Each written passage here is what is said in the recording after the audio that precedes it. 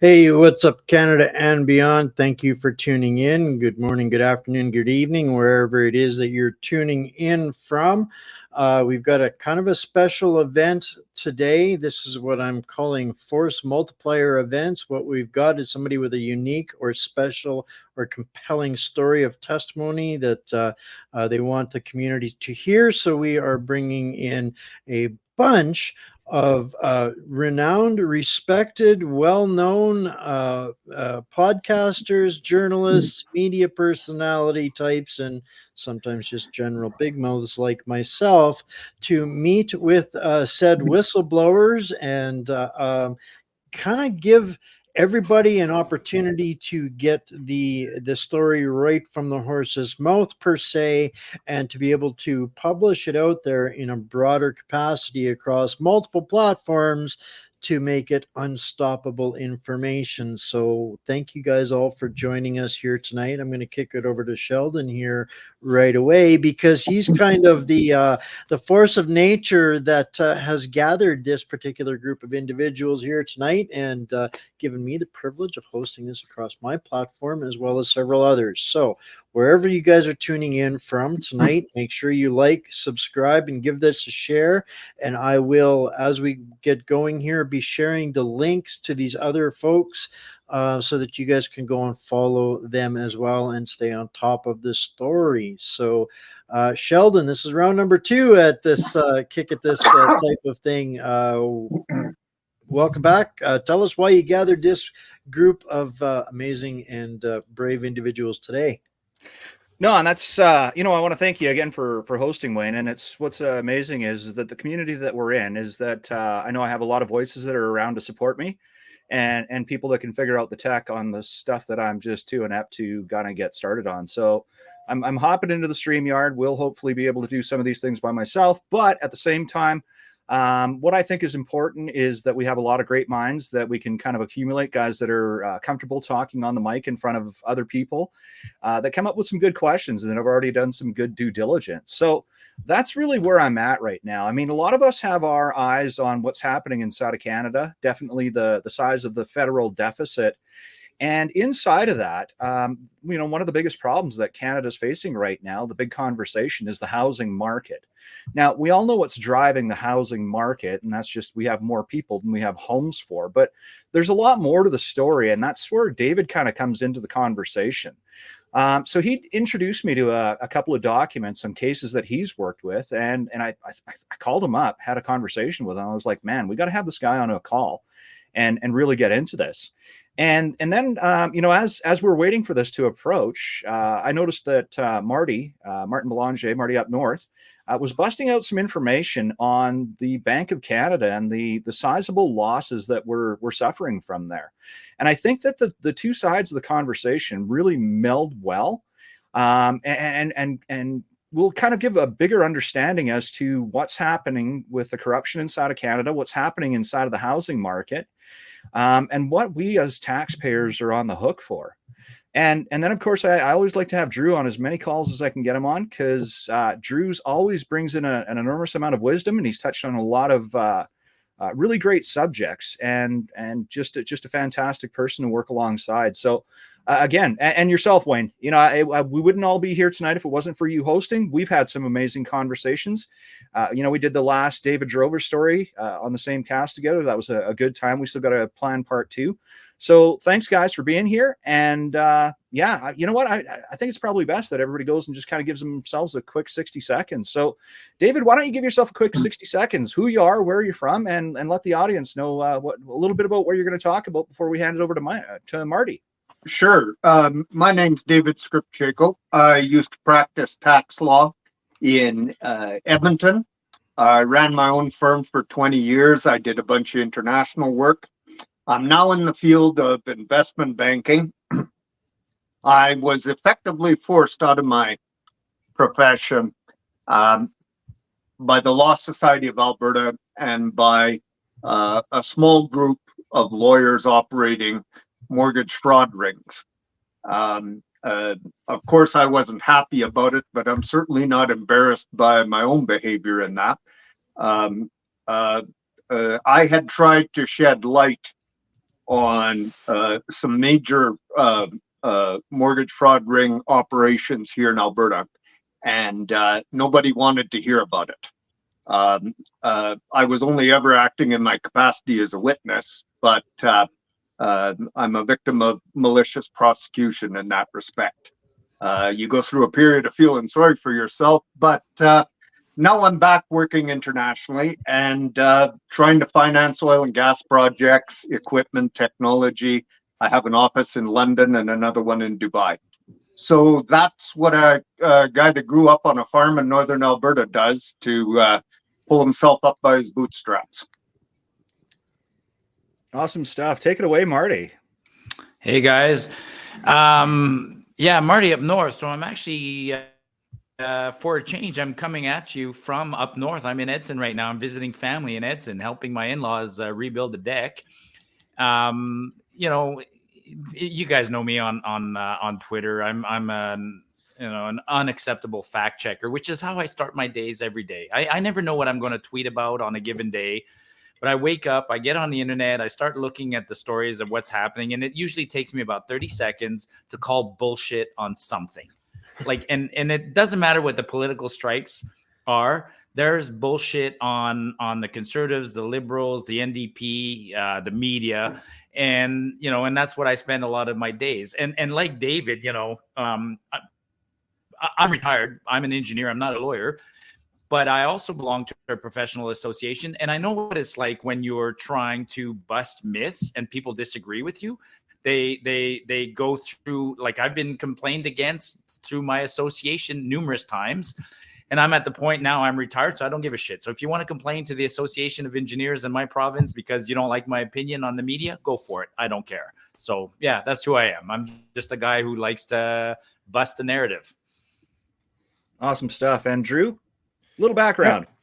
Yeah, no problem. Thanks for getting back on the stream here, guys. It's nice to see some familiar faces, and we're back at doing more whistleblower stuff, because if people have been listening to Marty, people have been listening to Sheldon, people have been listening to Wayne and myself, we seem to be hitting a lot of Canadian whistleblowers lately. So I'm very happy to be helping to represent another one out there, because this is why it's a force multiplier, like Wayne was talking about, is that they can't stop the signal when it's coming from so many different places, and this is going to go out to a bunch of different places. So thanks everyone for doing that. A little bit about myself. I'm obviously a podcaster. I'm the host of the Social Disorder podcast. I live full-time on the road, have been mobile with my family of 6 in an RV trailer across North America for the last 3 years, due broadly to pandemic, overreaches, I guess, totalitarian style overreaches that ended up crushing my small business.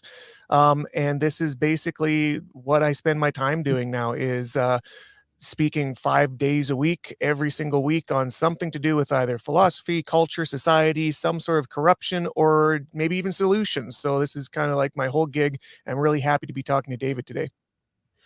Wow. I'm just sitting here grinning from ear to ear like the cat that got the bird. Is 2 hour going to be 2 hours of my favorite kind of people, disruptors of the nonsense and shenaniganery. And it's David, I want to thank you especially for coming tonight to talk and speak to a subject that so few of us have any insights into. That's what really triggered me about this. I do a weekly show on Fridays with a business advisor whose job is sorting out the nonsense for his people that he represents in business. So there's so much of it out there, so much nonsense out there, but we don't get a lot of voices to speak from the level of expertise that you're coming to us from in all of this. And as Drew was saying there about so many whistleblowers, I absolutely could not agree more, Drew. There is nothing that gets me more excited than another whistleblower, and we're definitely into the whistleblower season and the collapsing far left eating themselves time frame. And I think this is a perfect time to get into some of these things that people, they're going to have inklings of, like everything else, but hopefully we can see a whole lot more people saying, wait a minute, that happened to me, or I see that too, and start pulling on threads themselves. So that's the power of these kinds of things. So thank you all. And one of the things I'm going to add to that, Wayne, is that all of us are available for a conversation. So yourself, myself, Drew, I'm sure even Marty, there's people that'll reach out to him as well. And if you have your story that you want told, if you want to be included in a panel show of your own, reach out to one of us and let's have a conversation. We'll see how far we can take these things, because if one thing that you'll find out about all of us is that we're willing to listen to you. And if there's something that we can throw together for you, we're happy to do so, and happy to take our time and hop on a call for you. So yeah, I just for everybody listening, hey, if there's something that you want us to talk about, let us know, and we're happy to do it. Happy to oblige. So to start off the show here, so Marty, you'd spent some time kind of digging into the Bank of Canada numbers, and I think that was Friday, Saturday-ish, and pulled some stuff on your Twitter feed as to the sizable losses of the Bank of Canada. And that hurts us all, because that's basically a Crown Corp. Those losses aren't for the Bank of Canada. They didn't lose money. That's Canadian. That's Canadians. They're for you and I. Yeah, they're for you and I. Absolutely. Before I get into that, I just want to say one thing. We've mentioned the term whistleblower a couple of times. At the end of, I was on a show, I can't remember whose podcast. Maybe I was on a couple of podcasts at the end of the year, and you're doing your year-end predictions for 2024. And this is something that I actually predicted, and I'm happy that it's happening. I predicted that sometime this year, finally, or predicted and was hoping that we would see more whistleblowers. The economy's for shits. Our institutions, the RCMP, the Canadian Armed Forces, or judiciary, like a lot of institutions are taking a beating right now. And then Trudeau, for whatever reason, he's had scandal after scandal, but nothing sticks to the guy, it seems like. But I was hoping that this would finally be that time where enough people have decided, they're not going to get thrown under the bus. And I was hopeful that very senior bureaucrats, whether they're in the courts or in the RCMP and places like that, would start speaking up. So I'm glad. I think this is overdue. I'm glad that that people are going to come and I call it save us, blow the whistle. So, very timely topic. What was your question? Bank of Canada. All right. So let me weave a story real quick. Right. So yes, I was waiting for the Bank of Canada to come out. I love finances. I'm an engineer, but I really like finances. I've been covering the story on inflation, interest rates, everything else extensively for the last little while. It's something I like doing. And I've been waiting for the Bank of Canada to publish its annual report. And as you said, Sheldon, the Bank of Canada is a Crown corporation. It's supposed to act at arm's length from the federal government, but it's also supposed to cooperate with the federal government. They both go hand in hand, right? And I was curious, to see the annual report, because I suspected that the Bank of Canada, well, actually, you can see tension between the Bank of Canada and the government. And when I say the Bank of Canada, I mean Tiff Macklin, the governor of the Bank of Canada. When he speaks in committees, or when he goes to these luncheons with the mucky mucks from Toronto and Ottawa and major corporations, you can tell that he's between a rock and a hard place, because his job fundamentally at the Bank of Canada is to keep inflation under control, between 1% and 3%. He's targeting 2%. And to do that, he needs some cooperation with the federal government, Trudeau. And what he needs from Trudeau these days is he needs Trudeau to kind of bring the costs down, to stop spending like recklessly, and to stop borrowing recklessly, and to stop wasting money. And they're not working together. They're absolutely not working together. In fact, I think some days they're working against each other. And when the Bank of Canada report came out a couple of days ago, or at the end of last week, I was shocked, because the Bank of Canada lost almost $6 billion, $5.8 billion. And that's the first time in like its 87-year history that it's lost money. And then every other bank in Canada right now is making nice profits. I mean, everybody talks about Loblaws. Man, you want, Loblaws with their 3% profit margin. You want to see big profit margins, go look at the banks like Royal Bank. But anyways, the Bank of Canada lost a ton of money. That's one thing. And you're right. It's you and I as shareholders, we're going to pay for that. But the other thing that's alarming in there is that, the Bank of Canada is lending money to the Canadian government. And in order to lend money to the Canadian government, it issues bonds and, it's doing some complicated things. But the bonds and the investments that the Bank of Canada has, they lost value. They went down between 2022 and 2023. They went down $86 billion. So that's not a loss yet. But, that's somebody at the bank looking at their investments going, wow, our investments were worth 400 billion. And this year they're worth whatever, 320. And those losses, they will become real losses if they have to sell the investments. And that's coming. I mean, we're like for the Bank of Canada, another year, another 2 years. And they will have to honor the bonds that they've issued and take some losses, because what the bank is counting on right now, the only thing that'll save the bank is if they can bring interest rates down. And that's not happening with the Trudeaus in a completely reckless spending spree right now. So I'll pause it. I mean, that's like that's my take on the Bank of Canada and Trudeau are not cooperating, and combined, we're heading into some really stormy waters. And never mind that the bank's going to lose money. The other big problem is that interest rates are going to stay high, which just causes nothing but grief for Canadians trying to buy homes. And I think there was a number that was like $6 billion written down on the books. That was for 2023, or that's what, Q1 2024? No, that's 2023. That's all of 2023. So that's at the end of the year. The real, the net loss at the bottom on the balance sheet is a real $6 billion. So unheard of. But So take that $6 billion and add it to the $1.2 billion that we pay every month in just interest on the loans that we've taken to finance the government right now, right? Oh God, no! Our loans, our debt repayment, I think, is $42 billion this year, and projected to be about $58 billion. I mean, I've been talking about the Bank of Canada. I never even talked about the budget. I mean, that was the other thing. I could tell it to me. It seemed like the Bank of Canada was dragging its feet on issuing its annual report. A, because it's bad news, and B, because it didn't help with the government. Because the government, last week or 2 weeks ago, the government issued its 2024 budget, all 430 pages of it. And that the 2024 federal budget might as well be a work of fiction. It's complete fiction. Like it's out of control spending. We're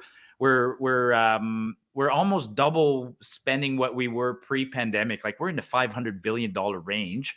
And then they keep justifying this out of control spending by saying, oh, our GDP will improve. And when you look at the graphs that they provide and how they're projecting, they project these lines that are just been going down for 8 years in a row. And then magically somehow or other, they're going to go up next year. And then you got Freeland saying, oh, it would be irresponsible for us to leave debt to the future generations. It's like, yeah, it would be irresponsible, but why?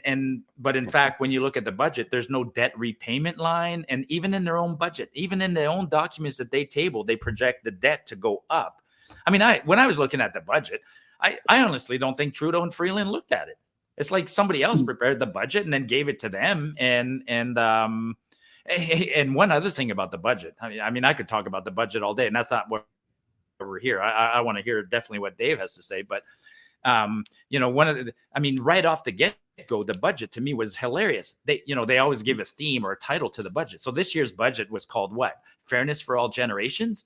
If you have to make a point that something's fair now, what was it before? So this is the first year finally that we have a budget that's fair for all generations. By definition, that means it wasn't fair for the last 8 or 7 years, and it wasn't. And I see there's a little bit of gray hair in this room here, right? I mean, Wayne and myself, and we're nearly in that boomer generation, and Trudeau's coming after us, man, because there's money on the table, and he can't keep his hands off our money. He wants our money. Anyways, I said a lot about budgets and banks, but that's my thoughts. One more thing I'm going to throw in there is that it was just released that we took an 80% haircut. So a $237 million loss on the CPP, just selling off one of their properties. And then there was another one where we basically took 100% loss, and that was a property in New York that we ended up selling off for $1. So we're selling at absolute worst times for CPP investment. While we've just seen another increase on CPP for what we're submitting this year for our deductions. So employers are paying more, employees are paying more on their CPP, and then there was the addition of the CPP too. So just to give an idea of how reckless the government is, take their budget, take the increases in the Canada Pension Plan, take their the bank losses, and that's where Dave, we're going to start to get you in here. Looks like you're nodding off already in the background there. Sorry about that, man. No, that's fine. I did want to just say on your last comment though, Sheldon, when that amount of money is involved with the disposition of assets from the CPP investment board, it is completely impossible that that's happening by chance.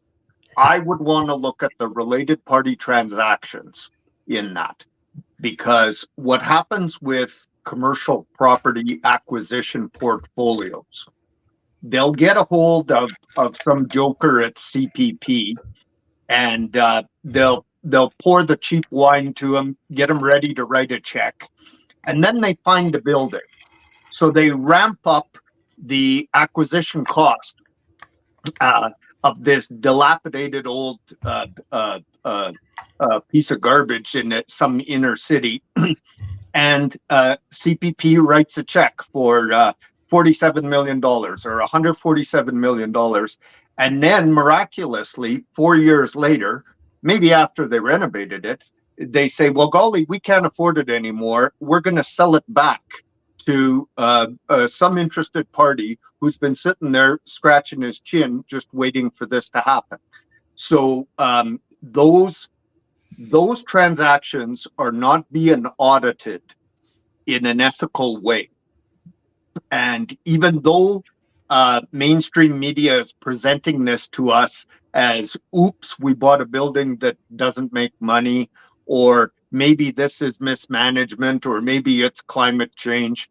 The fact of the matter is, unless you're looking at related party transactions in that, you're not going to understand why that building or that property sold at this huge loss. Somebody gains from the loss. I'm assuming you guys thought about that. I'm just using my words to describe it. Well, and on a smaller scale, and I've worked with a lot of business owners, and I see them doing a lot of the same things. So they're going to be selling off their business, but the first thing that they do is they'll take their, one of their company vehicles that they've had as a personal vehicle. They'll throw thousands of dollars worth of repairs into it while they still own the business, so that they get the tax write-off on it, and then sell it to themselves. So it's no longer an asset of the business; it's now their asset. But they'll put a very low value onto it, less than the repairs cost.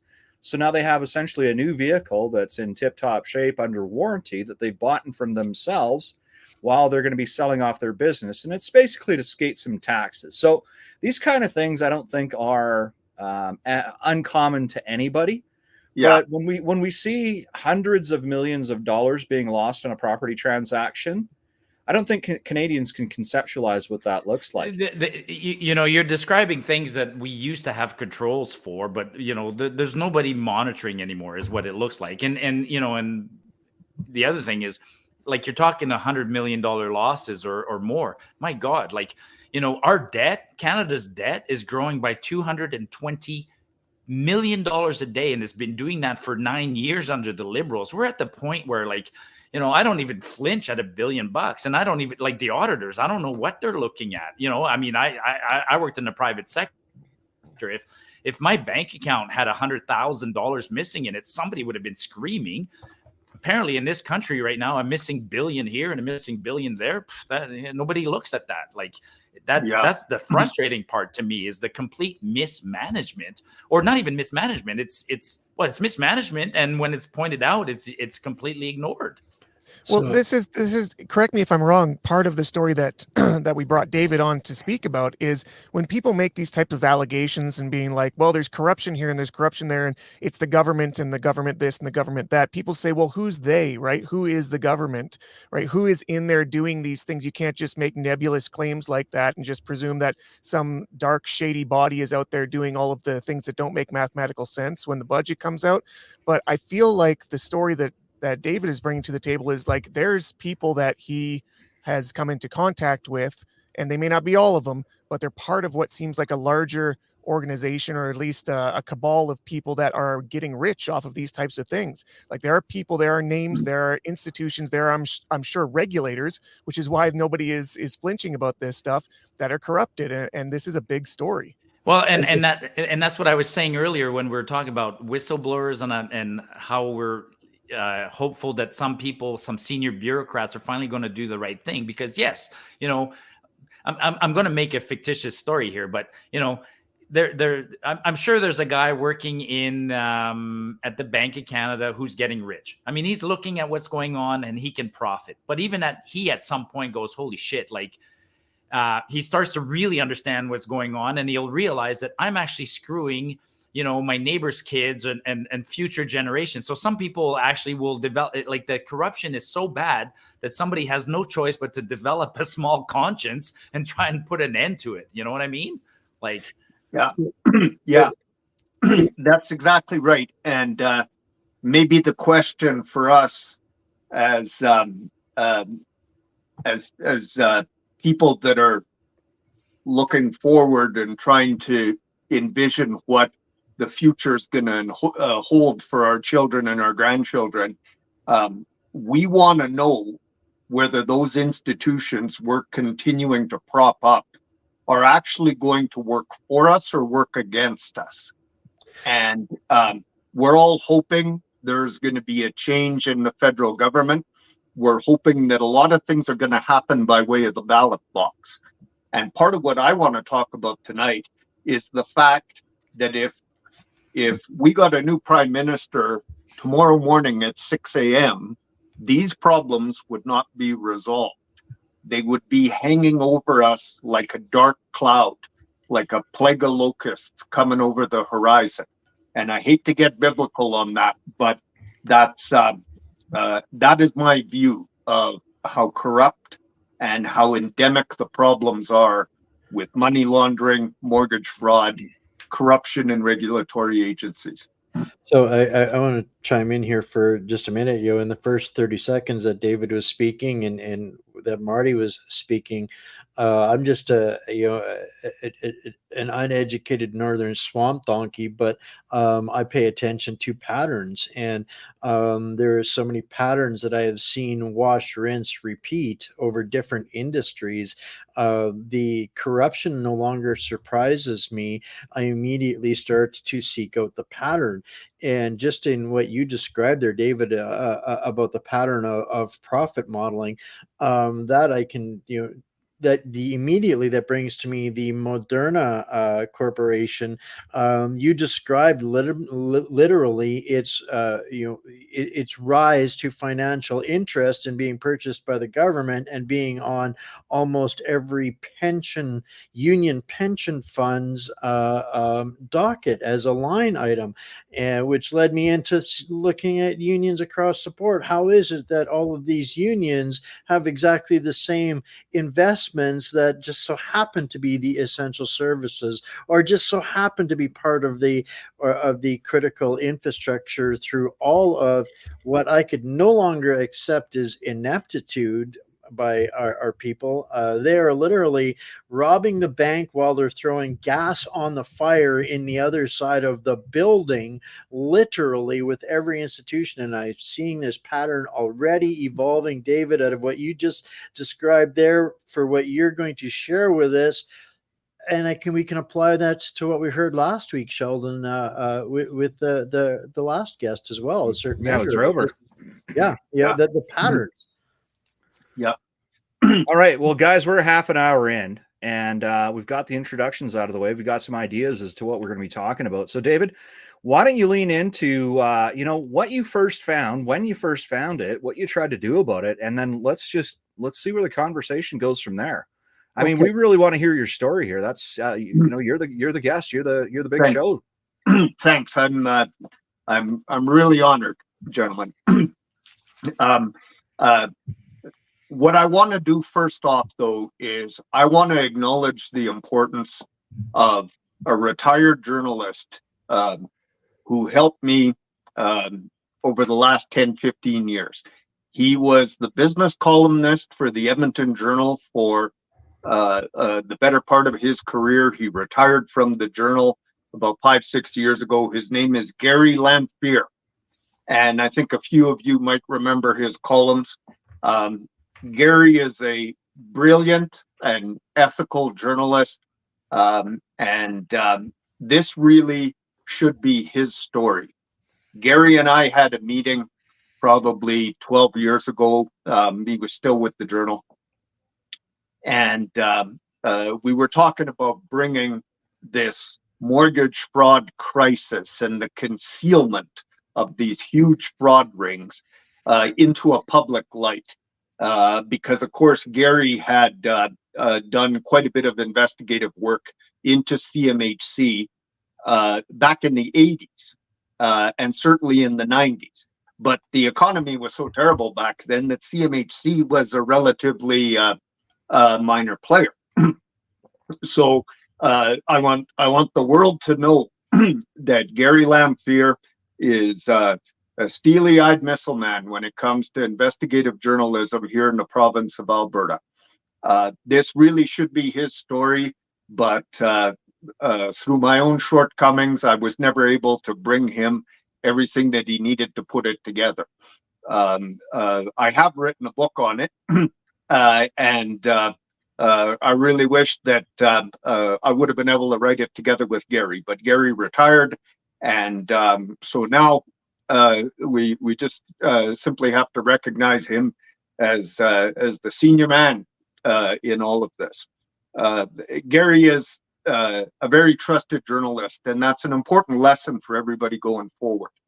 There are journalists in our community, in our country, in North America that you can trust. It's just that it's a little harder to find out who they are. Sometimes it's the old guy with gray hair that's written 100,000 columns.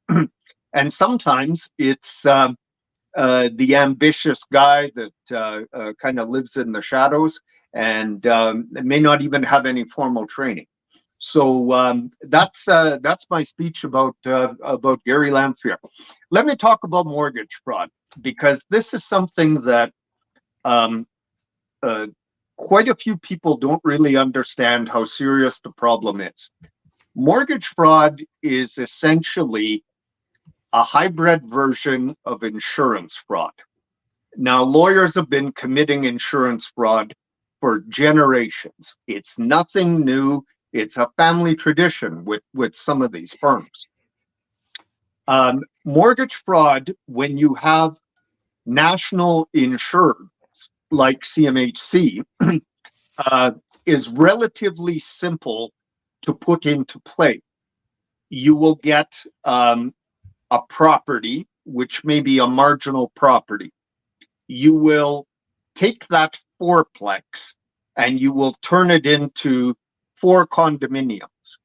And then you will begin to sell these condominiums to straw buyers. Straw buyers is the term that the police use. They are people that are signing mortgages, making agreements with the banks and with the insurance companies, but they don't really know what they're doing. Someone else is giving them instructions, and the whole thing is fraudulent. So to get a mortgage fraud ring running, what you have to have is you have to have a rising real estate market so that you can get rapid gains, multiple transactions, and it all gets folded into the extraordinary growth of the real estate market, especially with the real estate investors. So to go back to my example of that fourplex, You buy a fourplex, let's say you buy it for $200,000. And without any renovations, you just start increasing the value of it, increasing the value of each suite or each condominium in it, to the point where maybe you have refinanced that fourplex 75 times, and it is now worth $6 million. But what all it is 10 years older and 4 rental suites. And because CMHC, as the national insurer, is a very willing participant in all of this, they will underwrite the value of these mortgages in the event of default. Well, these are rental accommodations. Typically, these are low to middle income earners.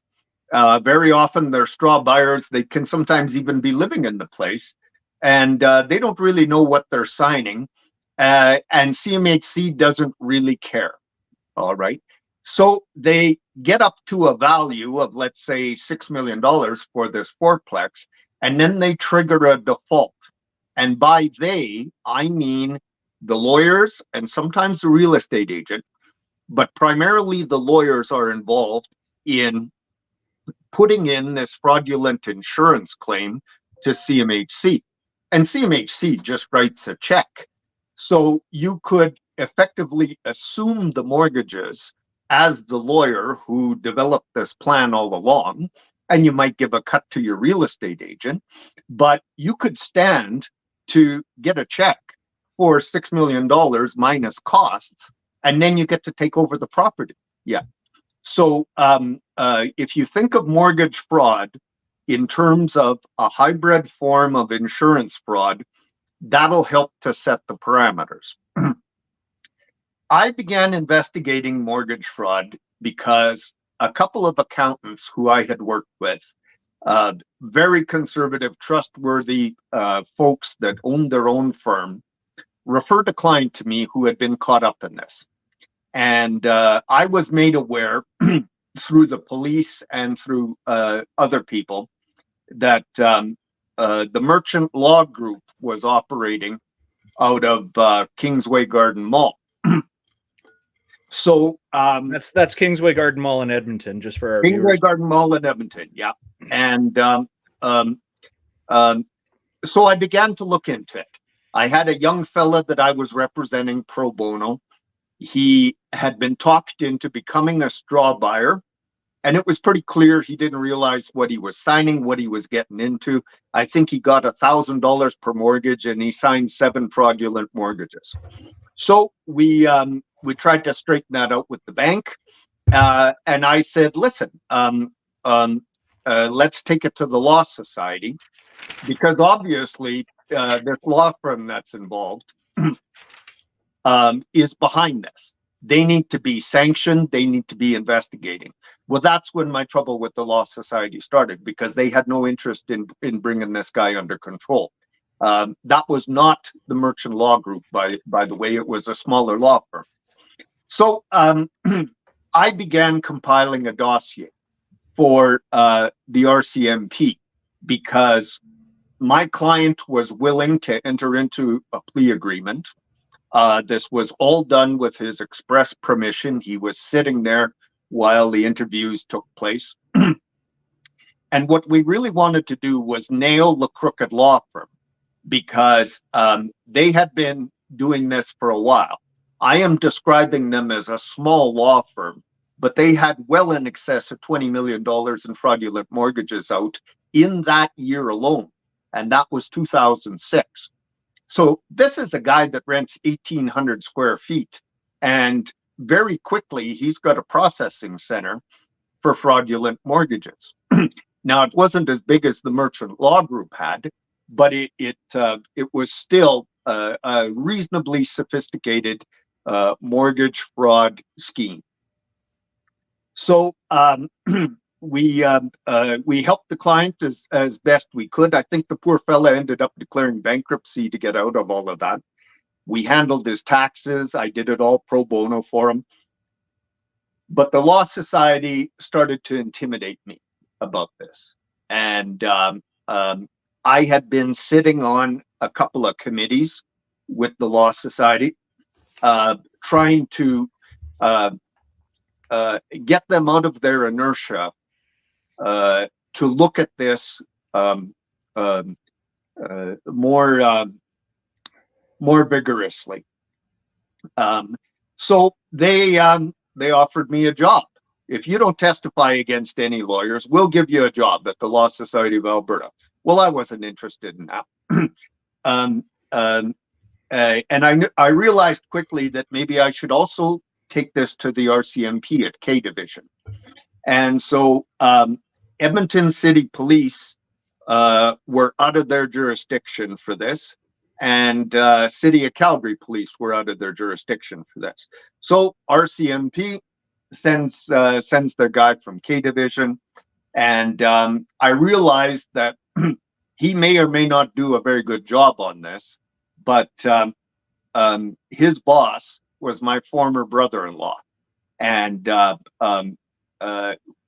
I thought, well, we're going to trust our RCMP to begin to shed light on this.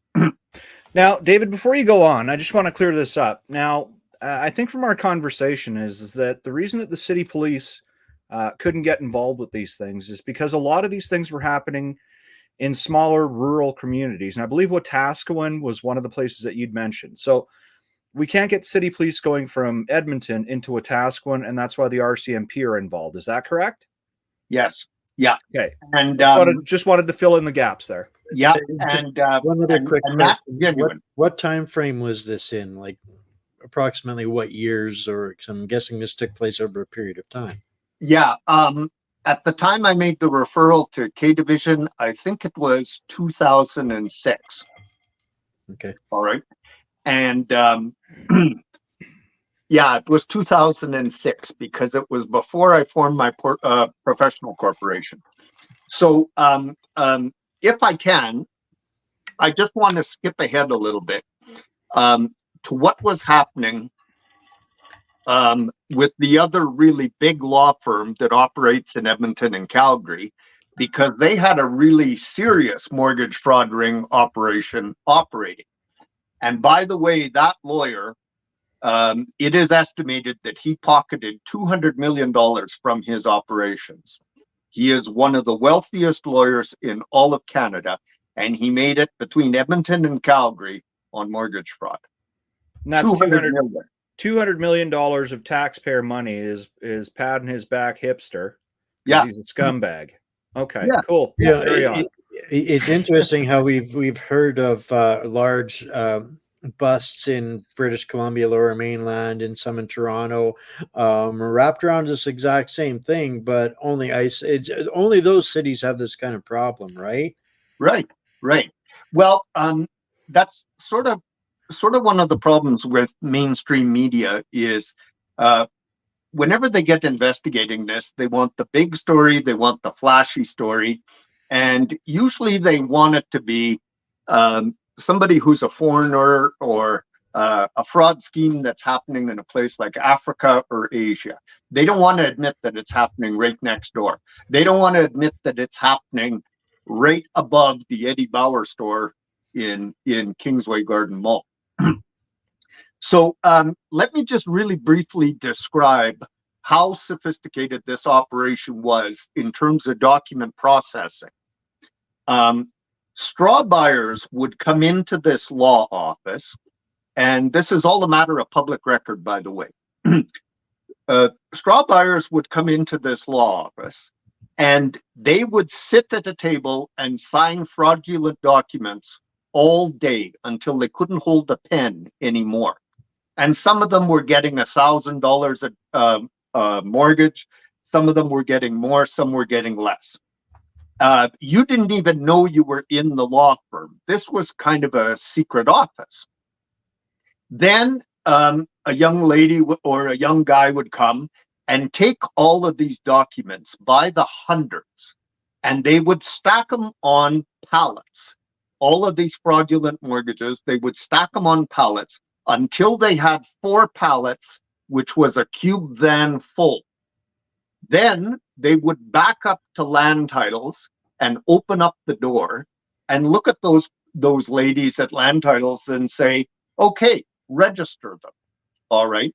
Now, 20 years ago, 30 years ago, the law firms would not have been able to disperse the mortgage funds without having a registered copy of the mortgage on file. So there was usually a 4-day or a 2-week delay in that. But the Law Society of Alberta decided in their wisdom to implement the Western Conveyancing Protocol.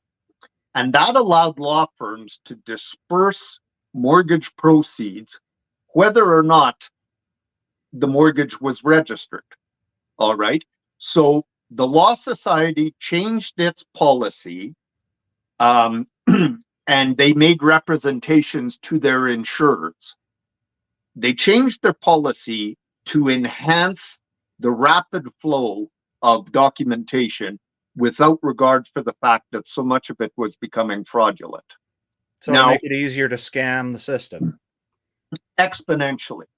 Now, who better to write the rules than the people that know how to break the rules, right? Yeah. Now, I wasn't on any committee of that significance, but I objected vociferously to that because David, I got a question. Maybe I'm missing a point, but what about the real property reports in this instance? Like, what were the mortgages registered against? Well, there always was. That's a very good question, Marty. There always was a piece of real estate.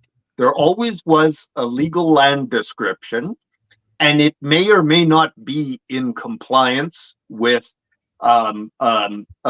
zoning. With the survey may be off. There may be additions to the property, whatever.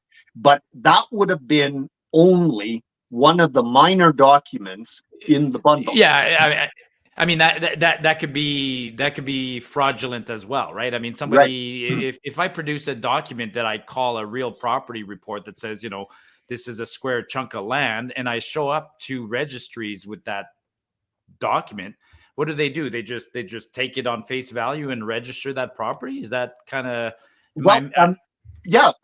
when you're actually talking to the land titles examiners, those are highly skilled, very ethical government workers.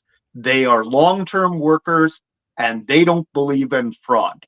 They are going to help you as the client, as the landowner, as the mortgagee. They're going to help you to get it right. They can't give you legal advice, but they're going to help you, and they are ethical in the way they deal with the public and with the way they deal with the public documentation.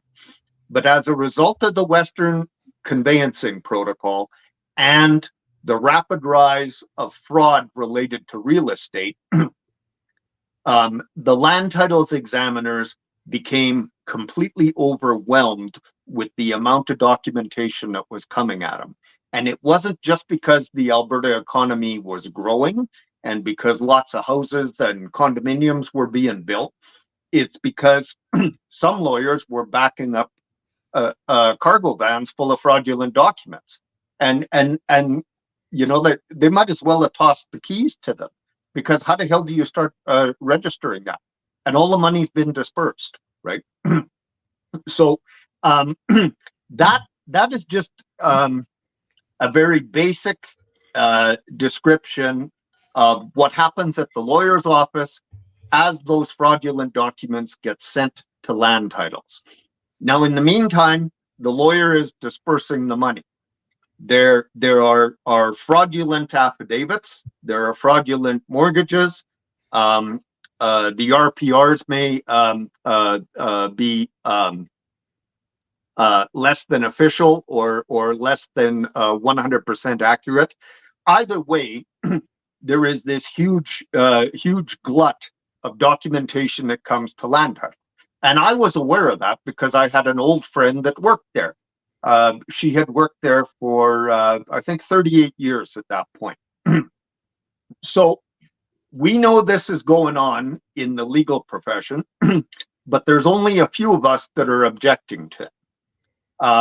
The judges from the Alberta Court of Queen's bench were a bit concerned because they know what's going on. They see it coming across their docket. And I had a good friend who was the former Chief Justice, Al Walkwich, Chief Justice Walkwich.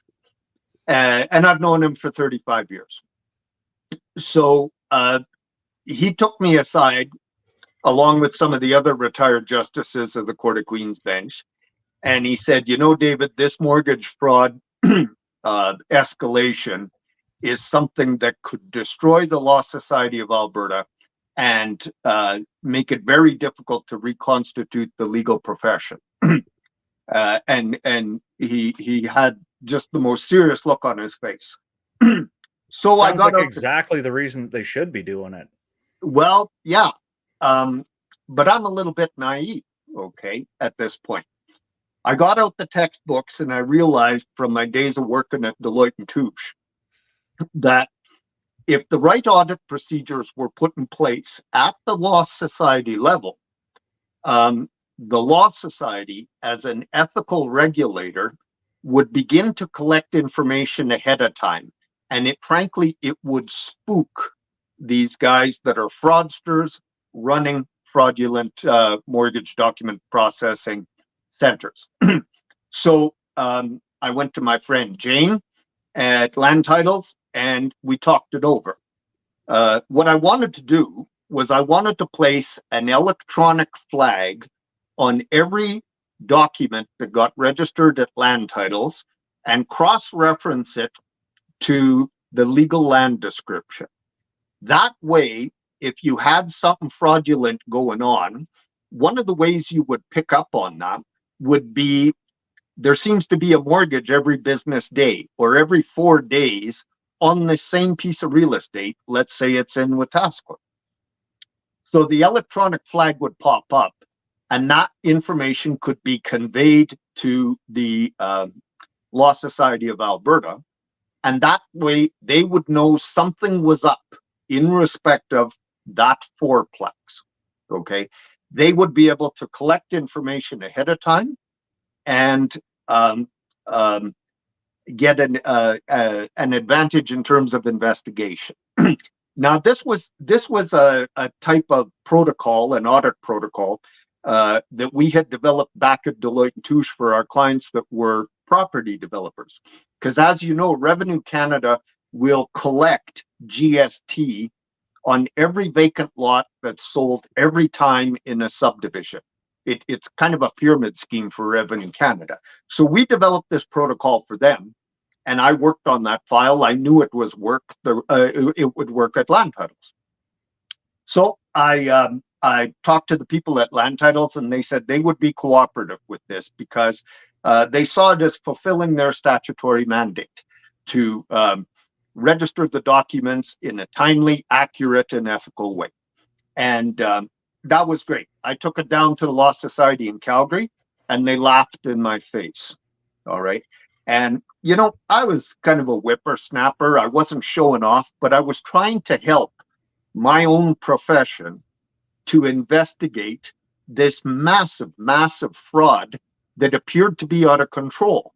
I mean, for Christ's sakes, the Chief Justice of the Court of Queen's Bench was telling me, try to develop something that'll work. Now, I wasn't the only one tasked with this, but I was the only one that brought a solution to the table. So the executive director of the Law Society had a short little meeting with me where he just tapped his fingers on his desk and then basically said, thanks for coming out. And when I opened the door to leave the room, the vice president of the Law Society was listening at the keyhole. So, you know, what the fuck to use that expression. I couldn't figure out why the cloak and dagger routine. So I stayed in Calgary an extra day, and then I went out with a guy named Greg Bush. He was the director of lawyer enforcement for the Law Society, and he was going to be a big shot and buy me lunch. Greg Bush was a guy that was kicked out of the RCMP in Fort McMurray, got a job at the Law Society. And at that meeting, Greg Bush threatened me. he told me, you get that stupid idea out of your head. He did it in the way that cops are trained to threaten or intimidate witnesses, and that's a criminal act. He's intimidating me as a witness in that point. He may not have known I was a witness, but in his position, he should have known. And then he went on to tell me about how he used to beat up natives up in Fort McMurray for the first 3 years that he was up there as a young constable, and what a tough guy he is and all that. Well, I was pretty disappointed with that. All right. But that's about 2007, maybe it's 2008. I can't quite remember. And nothing happened in terms of resolving anything at the Law Society of Alberta. They did eventually try to shut down that big, huge law firm that had the 2 processing centers. And I think Tony Merchant actually had to take it to the Court of Appeal, but he's still practicing to this day. He's untouchable. Okay. Other lawyers were shut down, as they should have been. But with respect to me, I was only ever a witness in this. I've never done a fraudulent mortgage in my life. Why the hell would I? But as a witness, I began to be targeted by the Law Society unnecessarily. They would take 3 and 5 years to resolve a complaint about an invoice. They suspended me. They came to my house. They took all my records. They treated me very heavy-handedly, and I would state publicly they treated me maliciously. Because now, David, one question here: if the Law Society is going to come to your house and seize your records, what sort of can they just do that because you're a lawyer, or do they need like a warrant from police? Does there have to be an active investigation? What information has to be in place for the Law Society to show up at a lawyer's house and seize documents? Well, when they want to get your attention or put pressure on you, they suspend you. And it actually happens to us a lot. If we fail to pay our annual membership, they'll suspend you automatically. But they were so intent on putting pressure on me to quit publicizing this mortgage fraud scandal, to quit publicizing the cover-up, and their obstinacy with respect to an investigative protocol at land titles. They just wanted me to shut up.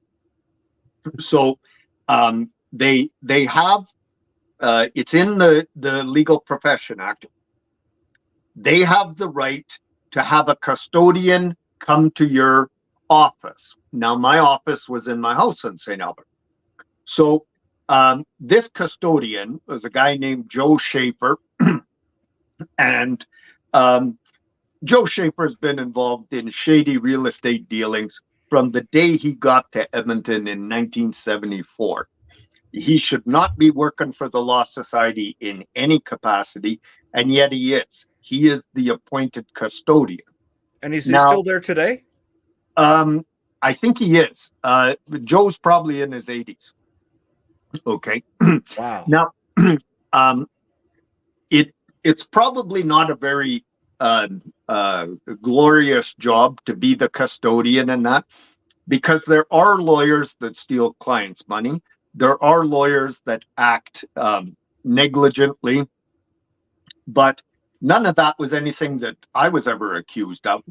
So the heavy-handedness was disproportionate, and it was intentional, because coincidentally, a lot of Joe Schaefer's contemporaries and colleagues were names in other files I had compiled with respect to mortgage fraud activity.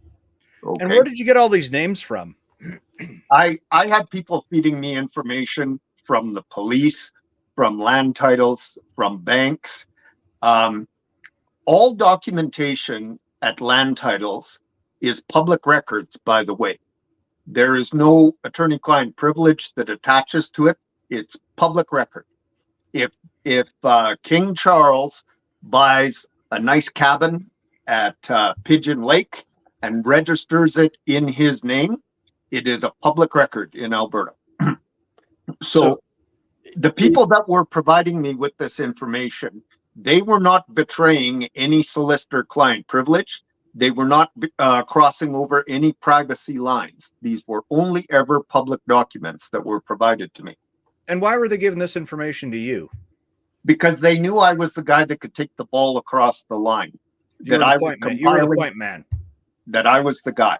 Yeah. Okay. So, when the Law Society started taking your records, were they limiting to the public available records, or because it seems to me that there's some questionable procedure involved as to whether they want to come and start taking records of their choice as a lawyer. I've got a friend of mine who's fighting the Law Society on exactly that right now in Alberta, as a matter of fact, because of the Law Society demanding records that they don't have any right to. Well, and what I find fascinating, I'm listening, everything Dave says, all the little bits I've heard evidence in different circumstances, right? Yep. I mean, I've heard of fraud, I've heard of bullies, yep. I've heard of all of this, but I've never heard of all of it so strung together. It's like, of the 15 sort of corruptions that go along, you're describing one giant corruption that puts all 15 of these little pieces together. Because, I mean, to be honest, as you're speaking, I'm like, there's no way it's that bad. But then I'm thinking, it can be, right? I mean, people are, yeah, absolutely. I'm listening. I'm fascinated. I'm truly listening and fascinated right now. Yeah. Thanks, Marty. I also had some retired judges sending me public documents that would assist in this. So I put together a 3,000-page dossier. And when the Law Society came to my house, they didn't phone and say, David, you're getting carried away here. You're embarrassing us. You make the coffee. We're going to talk with you. And we want your real estate files. We want your correspondence and billing files. That didn't happen. Joe Schaefer showed up at my house at 8 o'clock in the morning with the sheriff, with a couple of guys in a cube van to load the files, and another joker from the Law Society. So I kind of knew the gig was up, but the information that I had compiled, my dossier was in 2 boxes, and they were labeled RCMP evidence. And Joe Schaefer lunged at him like a jackfish because he knew that was the information that was going to blow this open. All right. So that was rather fortuitous because Joe Schaefer committed a number of criminal offenses in his taking of those files and eventually in his destruction of that evidence. Law Society is not particularly concerned about it, but I am. Okay. So where are we? They take my files, this and that. They get suspended. Things are pretty tough for me. I had years where I didn't have any income. But I continued to pursue this because I had some journalists involved. I had Gary Lamphere encouraging me. And I basically knew that it was right. And I'm kind of sounding selfish or self-righteous in that, but this is where the bear shits in the bush. If judges and judicial appointees, presidents of the Law Society, benchers, and the Law Society itself, if they can permit this level of malfeasance and malicious prosecution, intimidation of witnesses, if they can keep this going, then does it really matter who the prime minister is? Does it really matter who the next premier is and who her attorney general is? It is not happening for naught. It is a massive insurance fraud scheme. We even had evidence that certain groups that were getting kicked out of New York State, were coming up to Alberta because they realized Alberta is a vibrant real estate market, and it's pretty easy to get in on the action on the fraudulent mortgages, right? So some of the people I took this to were the International Consortium of Investigative Journalists, Washington, D.C., Gerald Ryle. And they broke the story on the Panama Papers. They broke the story on the Paradise Papers. They were doing pretty good. Gerald, Michael Hudson, Will Fitzgibbons. I can't remember all of them. Well, they got a donation from a certain charity in the United States, and they threw up their hands. We're not going to investigate anything like this in Canada. And I'm like, well, really? It's happening, right? And even though I gave quite a few details in my dossier to Gerald and his people, they wouldn't touch it. And well, that's when I went to work on my book and tried to resolve the matter within my own mind. I should take a little break now, let you guys ask some questions. My voice is playing up. I've got some pretty strong intuitions as to who the donations may have been to silence them down there. There was some organizations with extreme power and clout that were trying to very get ready to dump a whole lot of property in Alberta at extremely inflated rates, and have since bailed on billions and billions of acres of land in Canada. So I'm going to have to honestly, David, go back and rewatch this because I'm going to be taking names and notes and digging through some. Yeah, work. and I got to ask a couple of clarifying questions. So, like right now, I look at this overall crisis, and there is a strong theory that the government wants housing to be unaffordable and people defaulting on their housing because ultimately they can become owners of more real estate through the back door. So this is fascinating. But let me be very pragmatic about this because I don't exactly know how CMHC works. So let's say. Is this how it works? So I want to buy $100,000 house, just a $100,000 house, but I can't put 25% down. I can't put $25,000 down. So I'm only going to put, say, $5,000 on it.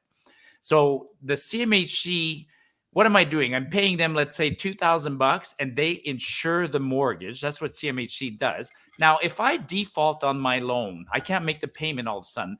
Who gets money from the CMHC? Is it the bank that gets $100,000? Like the CMHC pays back the loan to the bank, or who gets the money? Yeah, they cover the risk of the mortgage as a financial instrument. Okay. So I'm paying $3,000 for insurance, but if I default on my mortgage, they don't pay me and give me my house. They just pay the bank back. You usually not only have all your rights subrogated back to your bank or back to CMHC if you're a CMHC insured party. Yeah. The most that you have is a claim for the equity against your bank. The $5,000 I might have put down when I bought the house. That small amount. Well, and what you accumulated as equity over the years that you held. Sure. But the insurance does not cover your equity. Got it. Because your equity is not a financial instrument as far as CMHC is concerned. CMHC is insuring the mortgage as a financial instrument and usually the whole of the mortgage proceeds. Man, this is a moneymaker. Like, I can see it now because so prices are going sky high. Average house in Calgary is $600,000. Who can, like, young kids who are in their 30s starting out in life, they can't raise the 25% down. What is 25% on a $600,000 house? it's $100,000 or more. So no matter what, almost every mortgage going forward has to be insured by the CMHC, right? Yeah. That's what it sounds like. Yeah. And now we're at these 4, 5, 6% interest rates. People are going to be defaulting left, right, and center on mortgages in the next 3-4 years. And who's going to get rich? Yeah. Well, the hidden issue here, Marty, is the breach of the statutory obligation, the statutory mandate that CMHC was under. They permitted all of these fraudulent mortgages outside of the normal realm of business activity, which might include risky mortgages. Sure, but and that's, I was getting to that question. Yeah. Why would a lawyer go that extra? I mean, why not just sort of do it? I mean, it sounds like you can do it above board and still get rich on this, with the pending defaults. I'm not sure why. Were the markets a little bit different 5-10 years ago, and that's what led to this? Or well, I think what he was saying earlier on might lend itself to that, because let's say you buy that $200,000 fourplex in Wetaskiwin. Each one of those places is worth $50,000 a piece. So then what you basically do is you condoize it, so you turn it into 4 separate addresses. And then you continuously flip the paper, because I think in one of the conversations I had with David, he said that there was one property I think that he'd come across that had 220 registration documents inside of 1 year. So that's one piece of paper for every year. And each one of those things is increasing the value. So if you take, your fourplex at $200,000, $50,000 a unit, now those units are worth $400,000 a piece because you've turned them over that many times. You've now got a $200,000 property that you're going to collect a check for $1.6 million minus your costs on that. Yeah, But no, I I get that. I'm just wondering why why a law firm would choose to do that. I mean, let's say you and I had a lot of money. We could go into this business of doing this. Shit, doesn't sound like we need a lot. Let's do this tomorrow, Marty. Yeah. We'll have a private off. Absolutely. Like, is the law firm year. doing it just because, they got the staff and they can have I a couple think of Trudeau guys like and cronies. I think Trudeau and cronies are going to beat everybody to the punch on this. When you start listening to this, what you're telling us here, David, and then you hear Trudeau announcing 1.4 billion for homes, and also allowing and funding nonprofit NGOs, organizations to now invest in housing complexes and property complexes. This process of fraud serves them better to wipe us all out. Absolutely. I mean, Wayne, I did the math last week. Remember when Freeland or whoever said that they were going to build 7 million homes in the next, by 2030? We did the math where it's like, you got to build a house every minute. Okay, well, I get it now. They're actually not going to build a house every minute. They're going to register one every minute. and then somebody's going to make a fortune. This is awesome. Yeah, I want in. I want in. Legally. I think the other side of this is if we look at the inflated costs of the housing market today, and it doesn't matter if it's in some of the smaller communities inside of the the municipalities, the Calgarys, the Edmontons, Medicine Hat, Lethbridge. But I think if we look at the property values, even if you're in small town Alberta, you think that you can just move into one of these places because you can save a couple of bucks. But now you're buying, you're still buying $150,000 house for $450,000 because a house in Calgary is $600,000. Yeah. And I think that's what we're looking at, is that these hyperinflated price tags on these areas, and not to mention what it does for their neighborhood property. I mean, if you're living next to a guy whose house just sold for $1 million, even if you're living in a total shithole, your property is going to come in somewhere above what its market value is based on their market value.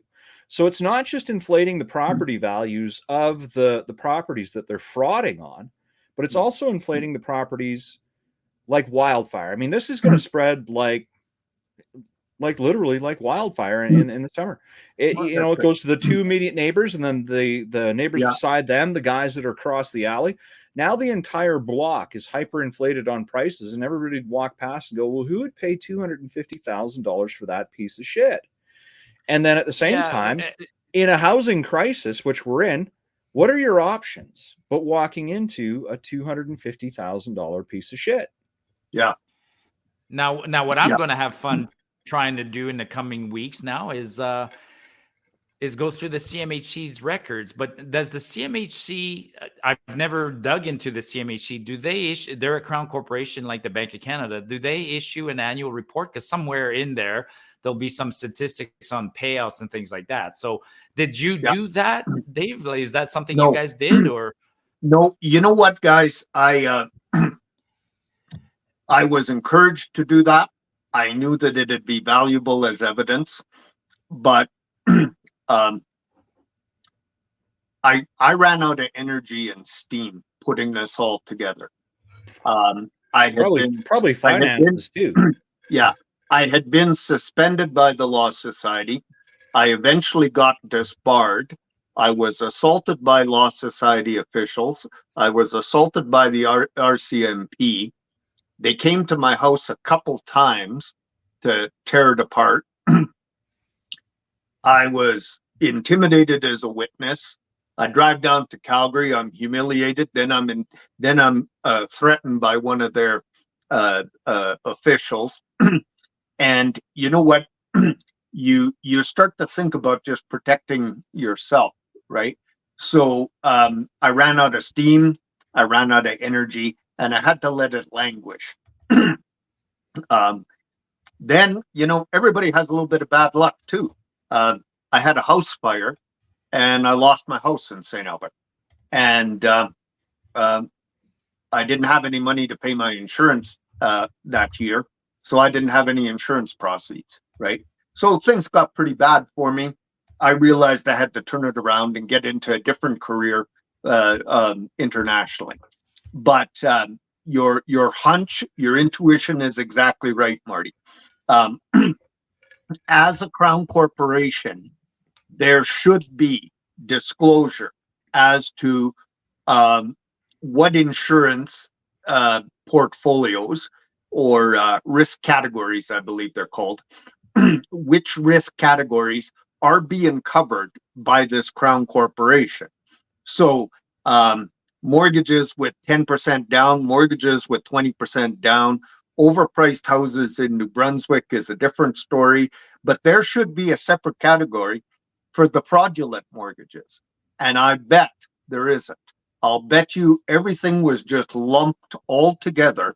And that's why CMHC insurance now is upwards of $25,000. It used to be $3,000 and $4,000, but it's 400, 500% of what it used to be. And I believe that there is, at a minimum, serious errors made in the risk categorization, what the actuaries are calculating for them. And it's probably malfeasance, because when you go across Canada and add it all up, it is easily in excess of $75 billion. Okay. And it is still going on in Ontario, Vancouver, Montreal, every city across the country. But it has probably got a little bit of a kick in the teeth, less wind in the sails right now. I don't know if you guys have seen any of that TikTok thing, son of a bitch. Well, I think I'm having one of those son of a bitch moments here right now. Literally. Send me a link. I have no idea what you're talking about. Oh, dude. So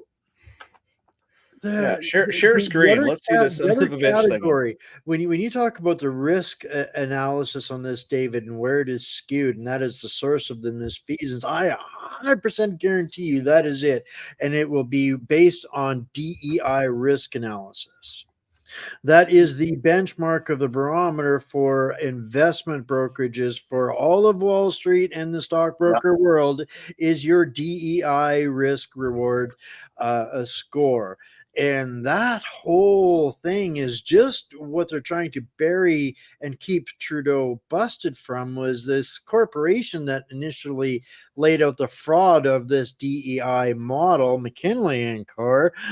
Guess who's involved in all of the government organizations without actually bidding on anything is it's these same guys, and they're in the business of literally insider training to set up the stock markets in order to facilitate the fraud. Now, I'll bet you, oh, geez, Marty, we're gonna have fun with this coming weeks. And that's a real interesting point, Wayne, because all of this is happening within the insurance industry and financial instruments, real estate.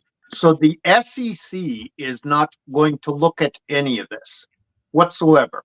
All right. They also didn't look at it when the mortgage fraud scandals were plaguing the United States 15 years ago. So your hunch is exactly right on it, but the way insurance companies operate, and I'm sure you guys have had the odd conversation with an underwriter or an appraiser, they just scratch their chin and say, you know what, we're the insurance company, we can do what we want. All right. And that includes adjusting the risk categories in a way that is outside of what their statutory mandate is or should be interpreted to be. But to the Geneva standard that supersedes all of our national laws and checks and balances. The Geneva standard. Yeah. David, could I ask you a question that goes back in the conversation a little bit here? Because you were talking about a point in time where there was a change in a policy for the law association that allowed for the rapidity of these falsely corrupted paperworks to go through to then provide those mortgages faster and faster. I have to presume that being that was one of the main focuses of interest in the Alberta stuff that you were looking into specifically in Alberta, was there, because I have to assume that the people that wanted to push that through, that even levied the idea that this is a good thing, have to be complicit in some way, if not completely corrupt.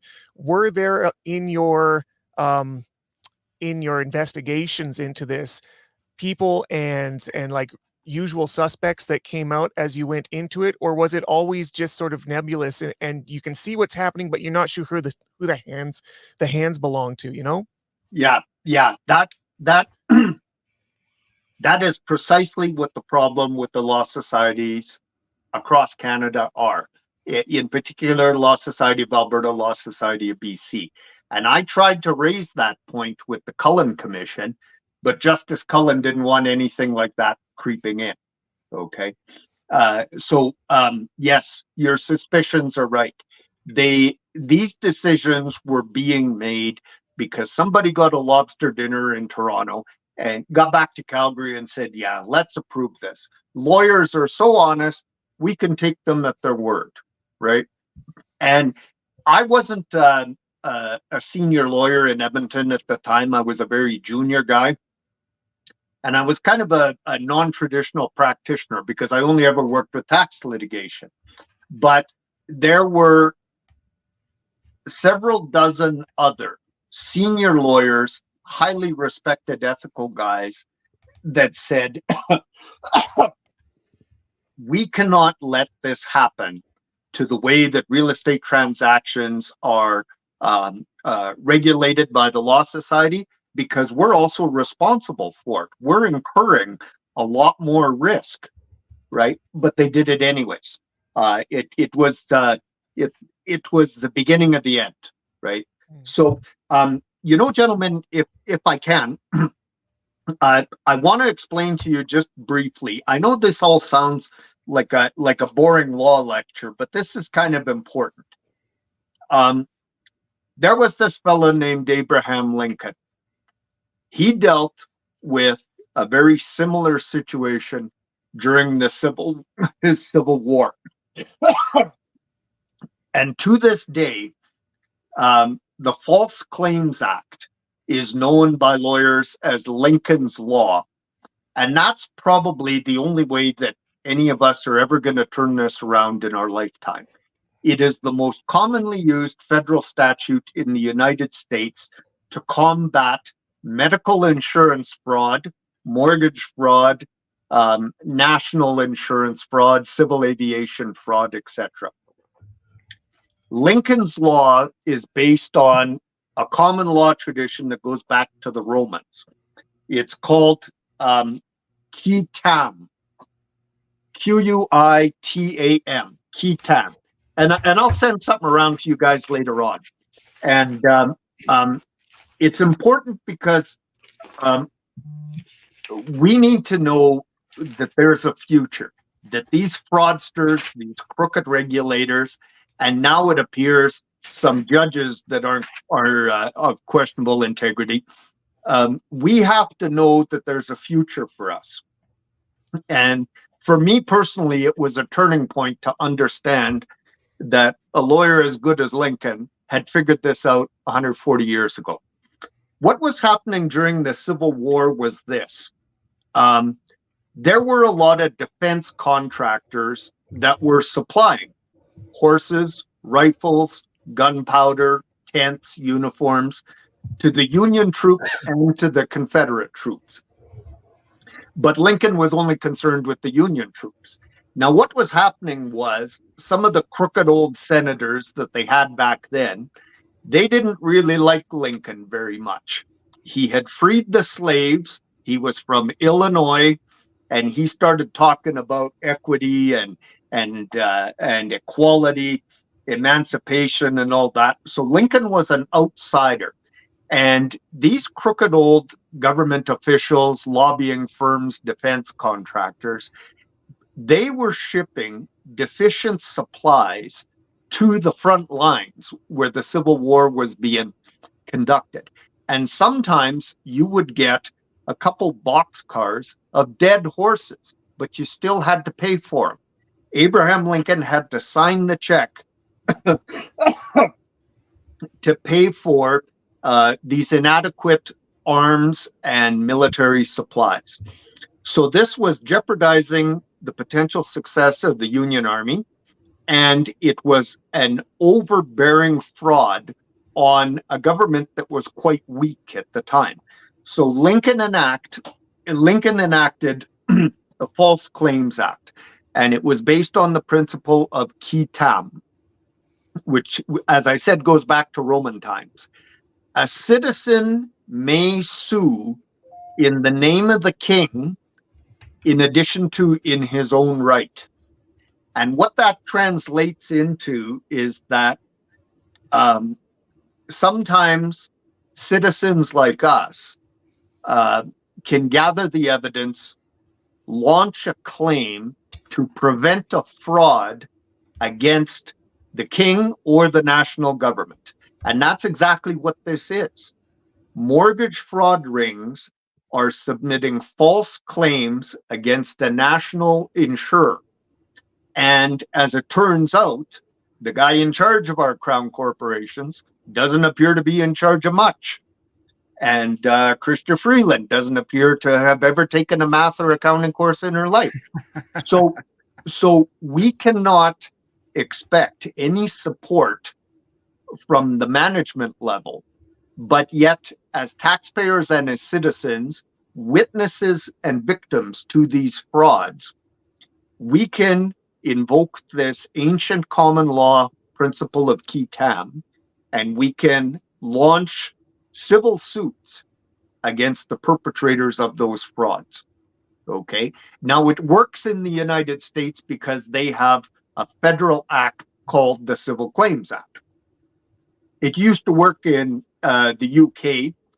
It was started in Roman times in the UK, actually to collect taxes. But the Brits had legislation to that effect, and it's since falling a little bit into unpopular use. But that is not theory. That is a claim in equity against fraudsters, against our country, against our crown. And CMHC is a crown corporation endowed with public funds. We will have that part connected. But putting together a lawsuit like that is just a huge task. By the way, and this might perk up a few of those guys in the back row that fell asleep. By the way, this common law principle of qui tam is also a way that we could go after big pharma or any other medical suppliers who are hosing us with their inadequate, deficient, harmful vaccines, all the masks that they sold us, all of the expenses that we undertook as Ventilators. taxpayers. Yeah.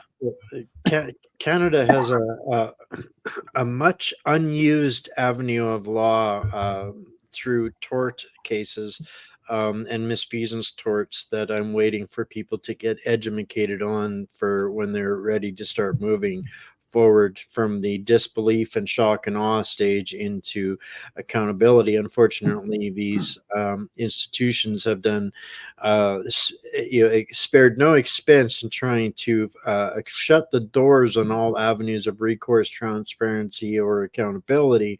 Yeah. But that one, misfeasance tort, still has a 76% success rate for the individuals. And the challenge that I see in Canada is we have almost zero lawyers that are educated or understand how to use or leverage it, or they just don't want to get involved in that level of a fight against the government. And we have an incompetent and well, look at this, I don't know if we can speak about the vaccine without getting censored here, but look at what we did when we purchased it. I mean, our government is completely incompetent. They signed brutal terms. I mean, we have no recourse because the companies know what they're doing, and the government doesn't know what it's doing. So it's it's not a fair negotiation.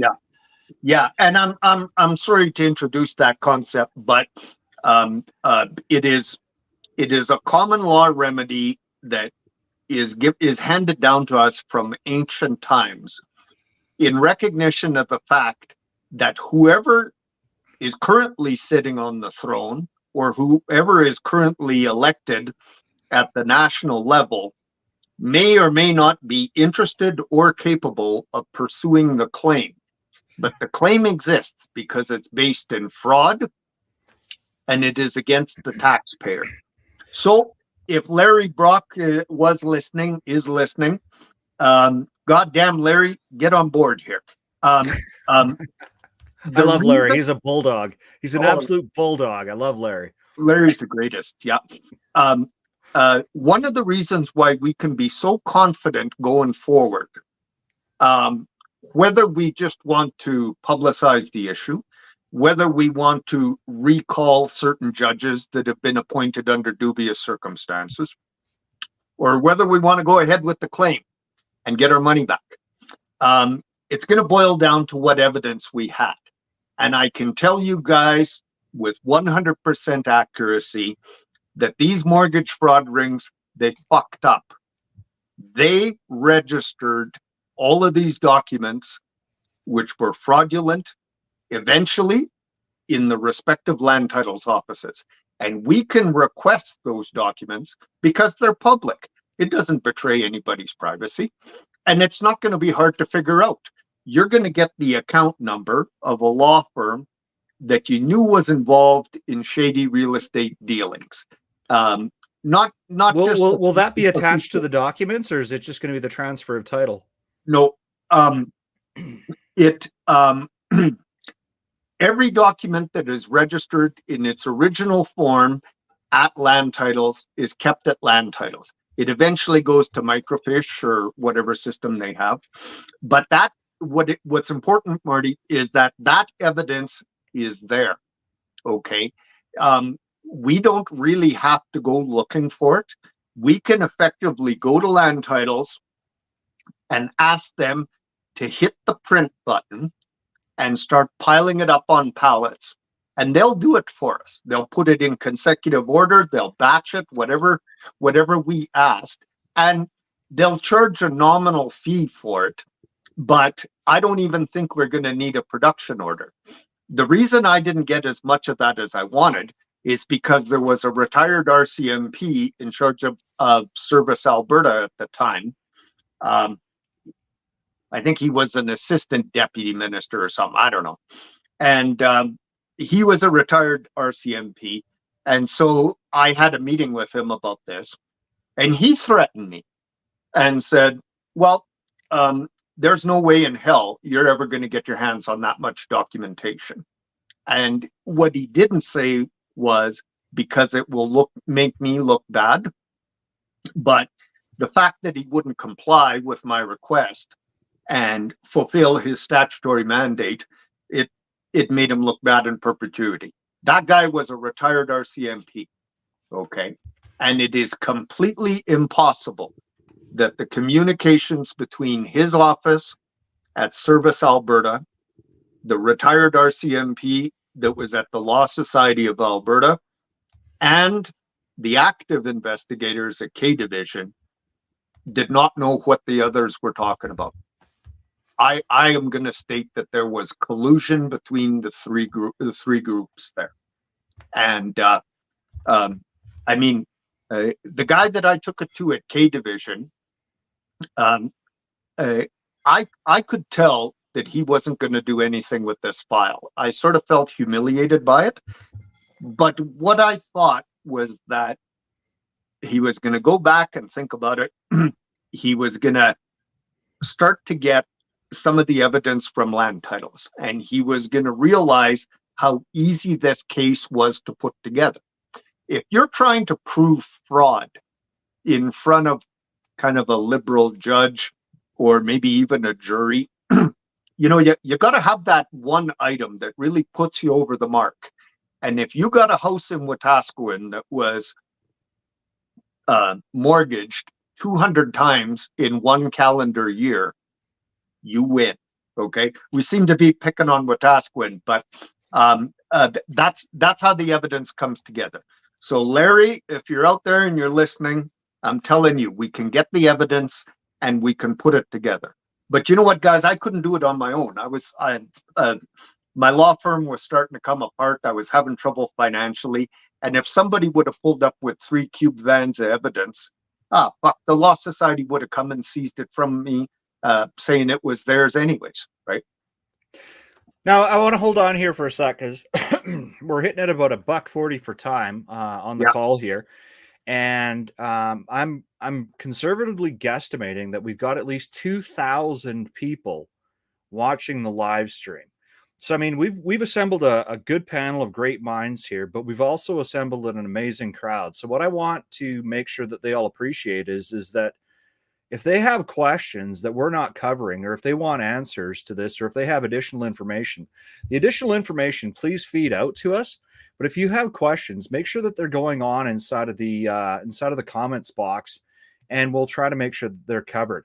The other thing too is now I'm the only one that's on this call that's had the opportunity to have a previous chat with David, and I'm a complete fucking lunatic. So when I looped in Drew and Wayne and it was that Sean Newman at the time, he was unable to make the call, and Marty, I didn't talk to you until I was half in the bag on Cinco de Mayo and whatever.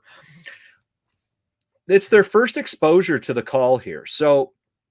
I'm going to throw something out here is that this has to be part 1 of a 2-part call.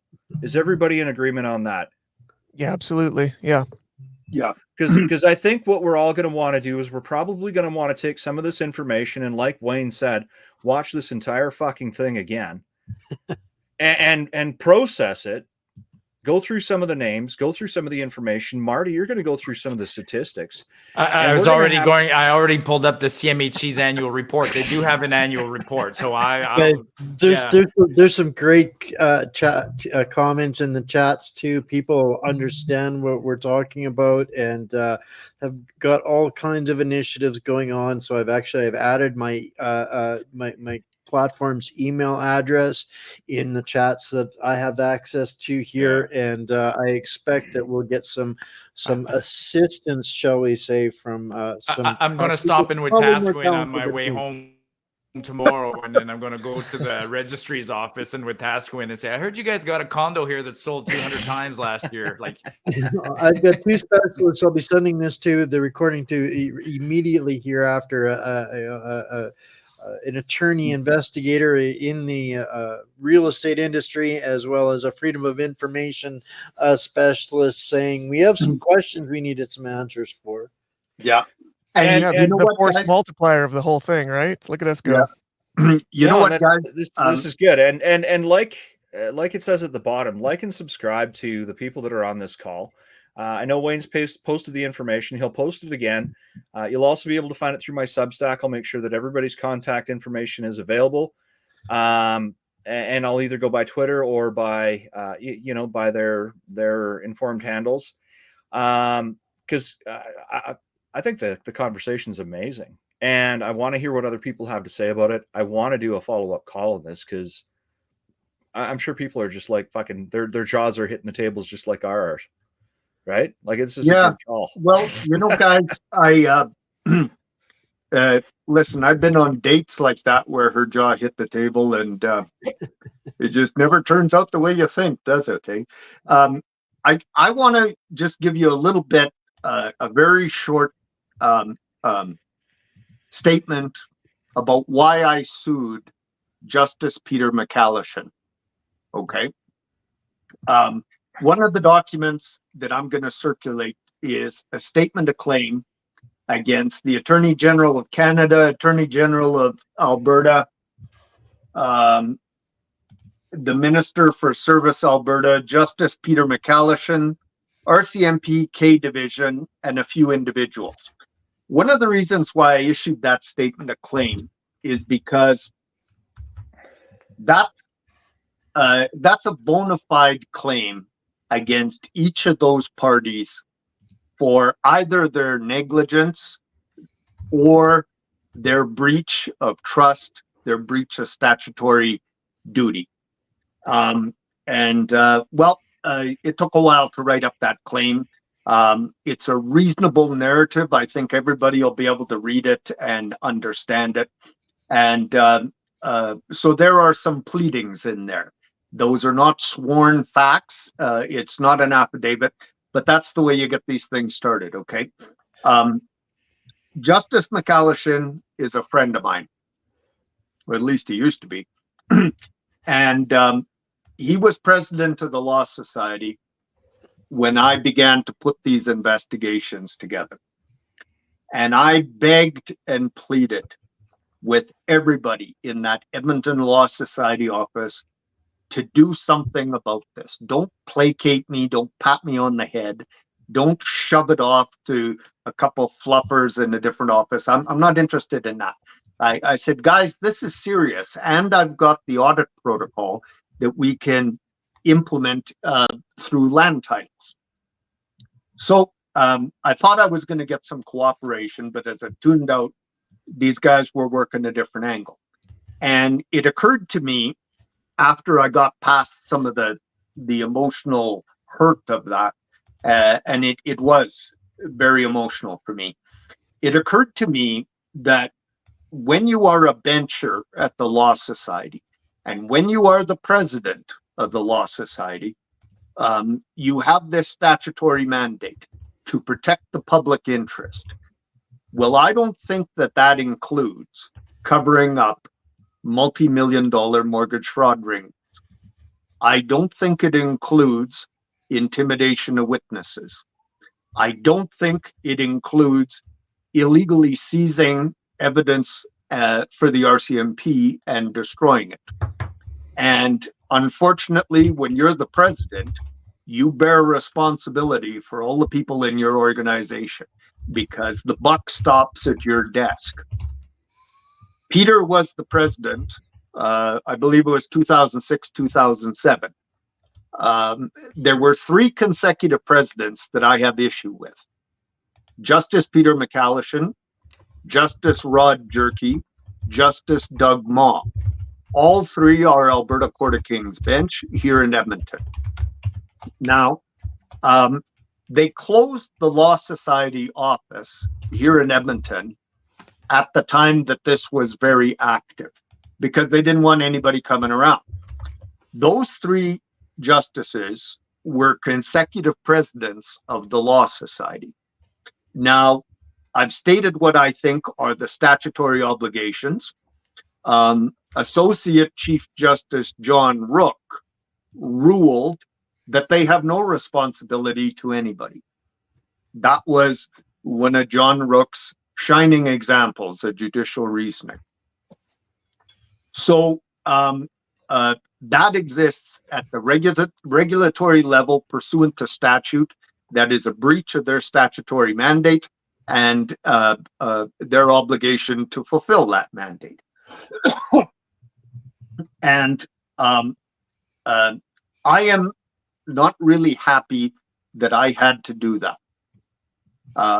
It attracted a lot of negative publicity to me, cost me a few friendships, but I know that that was the right thing to do, because these guys were not judges or justices at the time that this malfeasance was happening at the Law Society. They were senior lawyers in their fields, widely regarded to be experts in their fields, and they were pretty hardworking, decent guys.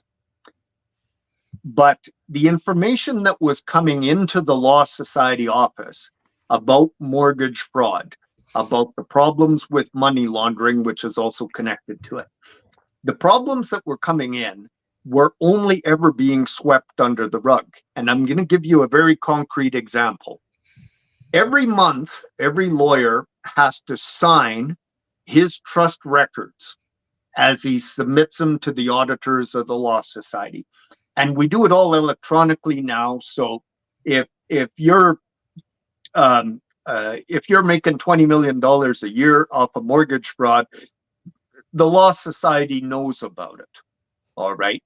They have dozens of chartered accountants, CPAs. They have the most sophisticated software and accounting programs, which include audit programs.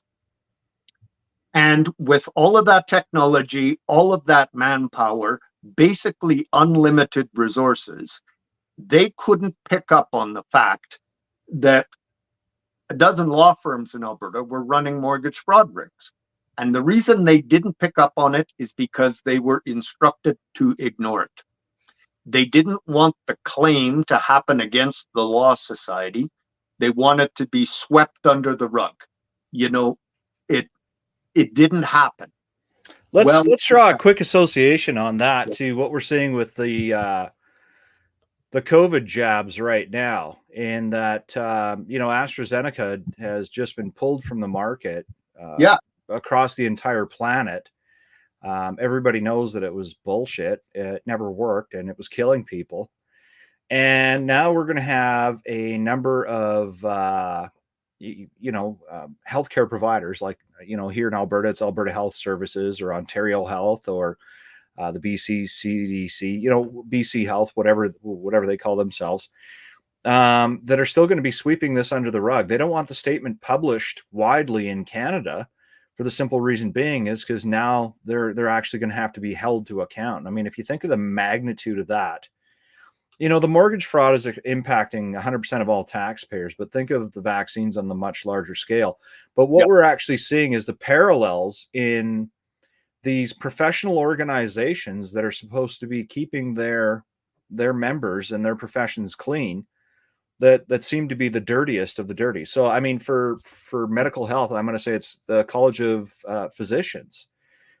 For the lawyers, it seems to be the law societies. And to me, it just seems like the most incredible thing. Yeah. And I'll tell you guys,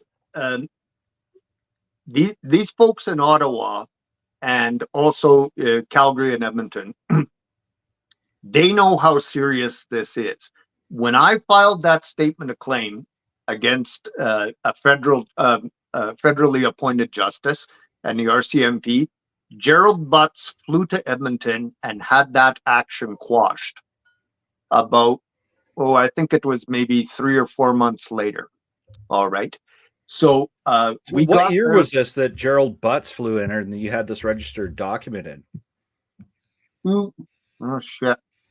2019. So I filed it in May, and then I I took a little bit of time serving people. One of the RCMP that I served tried to beat the shit out of me, but he was only 5'6", so that didn't work. And Gerald Butts came, I think it was in November, all right, because everybody was wringing their hands and golly geez, we can't have a justice of the Court of Queen's Bench facing a civil claim. Now, the last thing I want to say about this that is kind of one-sided is that this is something that not only the Canada Judicial Council, but the World Judicial Council takes very seriously. When a judge is suspected of malfeasance at this level, whether it is criminal or whether it is civil, that judge is expected to temporarily step down from his position. All right. Now, I don't want to cause too much trouble at the courthouse other than what I already have. But these guys they're giving me the finger. They're giving all of the victims of mortgage fraud, all the Canadian taxpayers a finger. And they're saying, we're not responsible in terms of our statutory mandate as presidents or benchers of the Law Society. We're not responsible as the CEO of CMHC. We can just write checks for 20, 30, 40 billion dollars or $1 million at a time per claim. And we're not responsible for it. So, Larry, if you're listening, we got the evidence, we got the common law remedy, and I know I got their attention with one of my cases. All right. And I'm sorry to be dramatic about it, guys. But, no, that's exactly why we're having you on the show, man. This is the conversation that we want to have. I mean, this is a whole can of worms, man. This is awesome. Yeah, this is how it changes. I got a couple of American friends that complimented me on the past on this. One is a fella named Rudy Giuliani. The other one is a fella named Chris Christie. And I've got a couple of American military folks that are concerned about terrorist financing. And we're talking hundreds of millions of dollars per province, per city. On aggregate, it's in the tens, perhaps close to 100 billion. I used the earlier figure of 75 billion because I'm being very conservative about this. One thing so let me cut you off there a sec. Yeah. Marty, what did you find? Real high level. What did you find real quick on your searches? It's the report is not a report I'm familiar with. I got to understand their business model. It'd be like trying to analyze, the cooperators or whatever. So it's going to take me a while to dig through it. Yeah. Okay. Was there anything that stuck out like as troubling? Just a quick. Nobody wants a full in-depth report. You've had like 6 seconds to look at it, but nobody's looking at it. So there's no huge red flags that show up on this thing, like $6 billion loss on the Bank of Canada shit, right? Well, no. And I mean, it's not even, speaking of the Bank of Canada, they didn't even mention that. They didn't even, like, you read I made a tweet about that. Like their little blurb basically said, our investments went down 23%. I'm like, really? You lost $6 billion and you don't think that's important to mention? So CMHC looks like that. I mean, when I read their report, it's just good news, good news, good news, good news. So I'm going to have to dig hard to find the bad news. Yeah, it's going to be hard.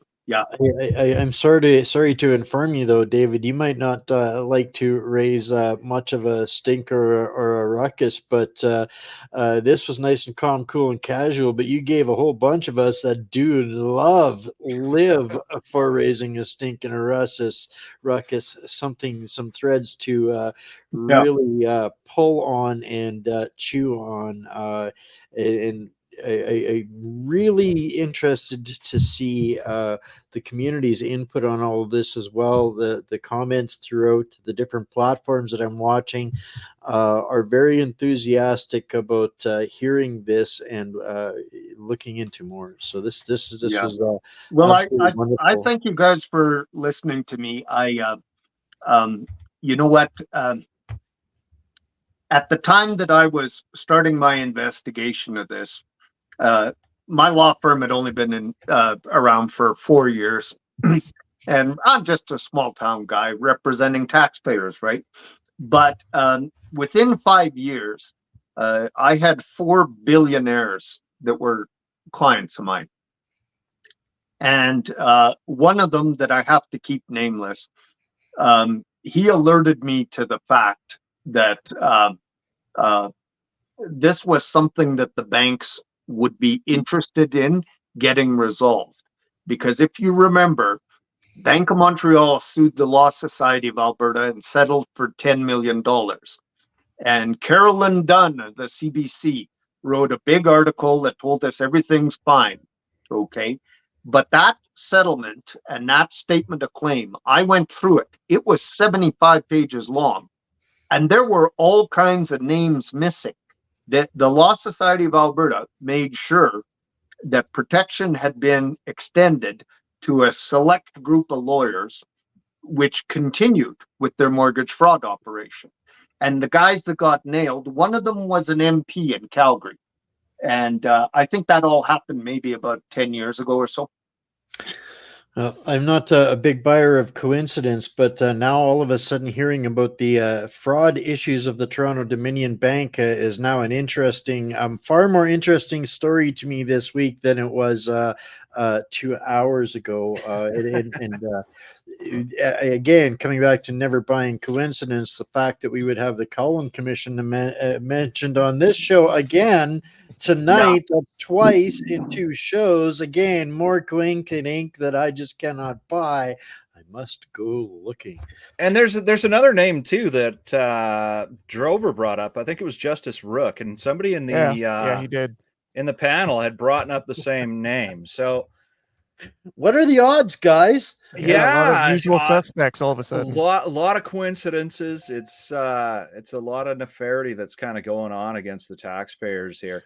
This is what's so important, to get so many different people from different sort of corruption schemes coming together is to find the commonalities, right? Because this isn't everybody is doing it. It would be bad if the whole system was corrupt. There are definitely some really bad apples in there that need to be called out by name. Well, and every time we start to recognize and associate and connect patterns to people, we get to more of those names. And hail the season of the sacrificial political lamb, right? Yeah, here we are.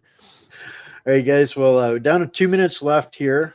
David seems to have dodged out for a second, but kind of wanted to give everybody a 30-second run out, the last things that they wanted to drop on the table before we close this off here tonight. And for you guys that are out there watching, I did speak to David just before the show. There is some documentation that will follow up with this.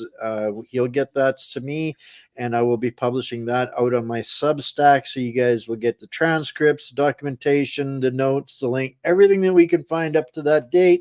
I'll make sure that all comes out in my Substack in the next day or two. With Sheldon, I'm going to leave you for last. We'll start with David on this to give your last 30 seconds, the thing you want to leave it on the table before we shut her down here tonight. Yeah. Do you want me to speak? Yeah, 30-second wrap up, man. I mean, important to mention here, we've got to do this on a second call. There's a lot that we've got to dig in.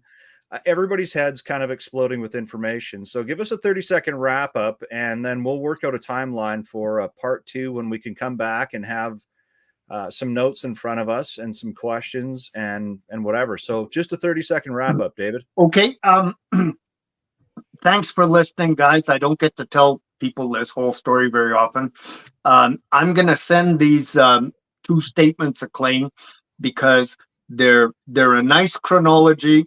They're reasonably well edited and written, and that's the way I recall the facts. So I'm going to ask you guys to look at these, read them a couple of times, and I think you'll get a better understanding of how the various torts and crimes came into play, and how the RCMP colluded with the Law Society actually with the Attorney General of Alberta at the time, by the looks of it. And we have to put politics aside on Who was this. the AG? I want a name. Well, actually, the guy that I ended up suing was Schweitzer, and I didn't want to have to do that. But he was the AG. He's responsible for this, right? And Doug is not a bad guy. He's actually a hell of a good lawyer. He works at Deloitte & Touche now in Calgary. But if you look at these statements of claim that I wrote up, that's kind of a nice introduction to everything that's going on. So I hope you'll enjoy it. You'll have questions when you look at them. Fantastic. Thanks so much, David, for taking the time and to end the risk to come and hang out with you and share all of this with us. I'm looking forward to carrying this on. Drew, thoughts? Yeah, sure. To be honest, all of this stuff is new to me. Like Sheldon was saying, I didn't know much before coming on except for the words mortgage fraud. So there's a lot of infrastructure here that I have to sort of backload to get the full blast, I think, of the shockwave that you just dropped this bomb on. But it smells to me, just from a meta perspective here, like something that I'm always talking to over on my show on the social disorder. It's a philosophical term called Moloch that speaks to the race to the bottom in human systems. And I see this all over the place. And it seems like it's something that can't be beaten as far as the prevention of people who want to corrupt themselves. But once they are corrupt, it's something that absolutely needs to be excised like a cancer. So it's these types of conversations that allow for that possibility, so that we can at least reset how far it's metastasized. Yeah. Fabulous. Yeah. Hey, listen, Sheldon asked me and Sheldon were talking about something else, 2 nights ago. And he said, do you want to come on this show? And I said, hell yeah, absolutely. This morning I left Calgary. I'm visiting up north, and I packed a laptop to make sure I could participate on this. To be honest, it's a little overwhelming, but I go back to what I said earlier. I'm not surprised. I'm absolutely not, and you said the same thing, Wayne. I mean, there's connections, and I want to finish on those connections. Like, I've had people say, how do you guys know so much or whatever? Because some people find it hard to believe that we know so much stuff, right? And yeah, 30 years ago, you had to be the mainstream journalist and you had to have your connections. Today, with the internet, with this stuff, guys across the province, across the country can get together. And it's like we're in a coffee shop, but we're in a coffee shop with tens of thousands of people sharing stories. And, we're like, what's the expression? We're like 5 or 6 degrees of separation from prime ministers, from chief attorneys and stuff like that. So we are connected, and we'll get to the bottom of the story. That's what we're here for, right? We're going to, if there's a story here, and we're going to dig. I would argue that we have more resources, more initiative to make to force the truth out, simply because we are not harnessed by the shackles of the rules of playing the propaganda and games that the establishment is currently involved in. So we have the input ability of incredibly diverse communities, and I'll tell you what, the connections. I am so grateful for the shows that have led to greater and further connections. It happens all the time. I'll do something, talk to somebody, and somebody say, I know that person, and you get a message, and boom, you're connected to the source. It's been an absolutely unbelievable ride. I love doing these kinds of things because it's just exactly that. These are true, genuine, authentic force multiplier events, and I really am excited about seeing the feedback coming back from this in the next couple of weeks, gentlemen. Thank you so much for hey, one quick closing for me here, Wayne. I wanted to take a couple of seconds. Thank you again for being a gracious host. I want to take a second to thank both Drew and Marty for joining the call. I know when we get this thing back together, we're going to have a lot of questions. This is going to be a bigger conversation. David, I want to thank you for your bravity, for reaching out to me and initiating the conversations. I think it was amazing. But most importantly, I mean, the information that we're going over here, if it was just the 5 of us and it died here, would be tragic. So I also want to take some time to thank everybody that's taken some time out of their evening to join us. We will be reposting links to this if you want to do the same thing that we're all going to do and go back and watch through it all again. Take some notes, ask some questions. I want to see some comments. I want to see some feedback. Because I think this conversation, I mean, my initial conversation was David. I picked up the phone. I called Wayne. I was like, fuck, man, we got to get this guy on a show. And he's like, what are we talking about? I was like, I'll give you the high notes. And it was like, let's have a meeting on Friday. We had a meeting on Friday. We had this thing set up for tonight. So no, it was so amazing. Thanks for getting this together on short notice. Thanks everybody for coming out to this, and amazing time. Wayne, turning it over to you. And yeah, everybody that's tuned in, have a great night, and please send us some feedback. Awesome, guys. Thanks all so much. And I'm going to close it off with a note from some of my most trusted advisors, and we will see you all next time. Cool.